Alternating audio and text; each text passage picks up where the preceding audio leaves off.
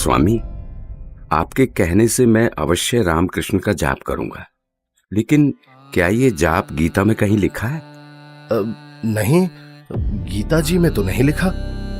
पितृपूजा यानी श्राद्ध आदि कर्मकांड करने, तीर्थों पर भ्रमण करने और व्रत करने के लिए क्या गीता में कहा है? आखिर तुम कहना क्या चाहते हो?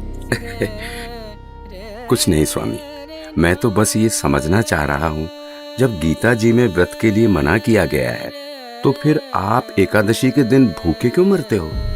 तुम भटक गए हो, तुम्हें इन सब साधनाओं का कोई ज्ञान नहीं है, इसलिए ऐसा बोल रहे हो। नाराज ना हो स्वामी जी, आप मेरी शंका का समाधान नहीं करेंगे तो कैसे बात बनेगी?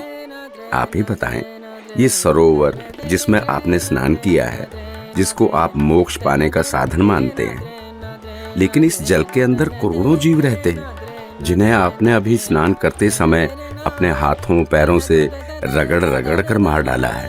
और स्नान के बाद जो जल आप भगवान की मूर्ति को स्नान कराने के लिए लाए, उसमें भी मूर्ति के स्नान कराने से अनेकों जीव मर गए, और आप कहते हैं कि आप जीव हिंसा नहीं करते। एक और बात स्वामी जी, यदि इस सरोवर में नहाने से आपकी मुक्ति संभव है तो फिर इस जल में रहने वाले जीव जंतुओं को तो निश्चित ही मोक्ष प्राप्त हो जाना चाहिए। हे धर्मदास, ये साधना व्यर्थ है, क्योंकि ये गीता शास्त्र के विरुद्ध है। समझ गया, अंततः तुमने अपने धर्म का परिचय दे ही दिया। तुम एक मुसलमान हो, इसीलिए ऐसी बातें कर रहे हो, क्योंकि एक मुसलमान ही हिंदू धर्म पर सवाल उठा सकता है।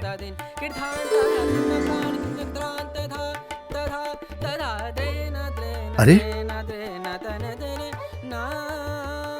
ये तो गायब हो गए। लगता है ये कोई सामान्य संत नहीं थे।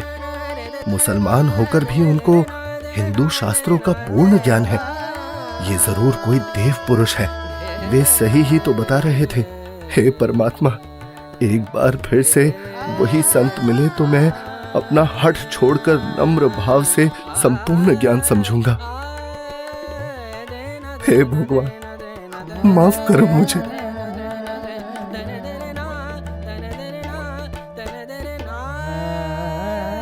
वास्तव में गीता जी में कहीं भी हरे राम हरे कृष्ण मंत्र नहीं लिखा है, अपितु पितर पूजा, भूत पूजा, देवताओं की पूजा गीता अध्याय 9 श्लोक 25 में व्यर्थ कहा है। मैं महामूर्ख, मंद बुद्धि, इतना दुर्भाग्यशाली हूं कि संपूर्ण ज्ञान सुने बिना एक महान पुरुष को नाराज कर दिया। हे भगवान, मुझे माफ करो, उस महान आत्मा से फिर मिला दो। मैं इस बार उनकी सारी बातें मानूंगा।